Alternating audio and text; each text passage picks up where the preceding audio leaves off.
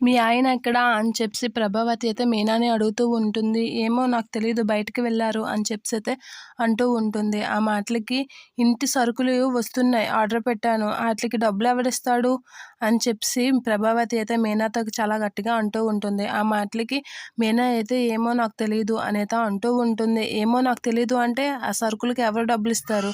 అయినా ఏమో నాకు తెలీదు. నాకు ఆ డబ్బులు కూడా ఇవ్వలేదు అని చెప్పేసి అంటూ ఉంటుంది మీనా. అలా అనేసరికి ఏంటి వాడి దగ్గర డబ్బులు లేవా? దీపావళి పండగకి మీ అమ్మోళ్ళ ఇంటికి వెళ్ళాడు కదా! డబ్బు లేక మీ అమ్మ వాళ్ళు ఊడ్చేశారా? అని చెప్పేసి అంటూ ఉంటుంది. ఆ మాటలకి మీనా షాక్ అయ్యి అలా చూస్తూ ఉంటుంది. ఏంటి అలా చూస్తున్నావు? అంత దీనస్థితిలో ఉన్నారా మీ అమ్మ వాళ్ళు? దీపావళి పండగకి అల్లుడిని పిలిచినట్లుగా పిలిచి డబ్బు లేక ఊడ్చేశారా?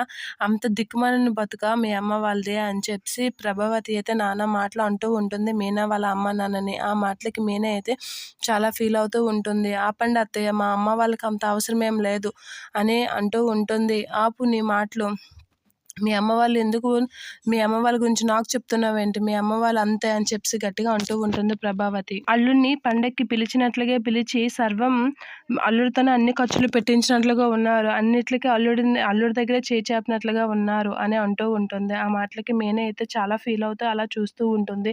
ఇక ప్రభావతి అయితే అయినా డబ్బులు ఇవ్వకుండా వెళ్ళిపోతే సామాన్లకి డబ్బులు ఎవడిస్తారు? తేరగా పని పాట లేకుండా ఇద్దరు మొగుడు పిల్లలు తేరగా తినేద్దాం అనుకుంటున్నారు గల అని చెప్పేసి ప్రభావతి అయితే చాలా ఆ ఎదవకి సిగ్గు లేదు అని చెప్పేసి బాలునైతే నానా మాటలు అంటూ ఉంటుంది.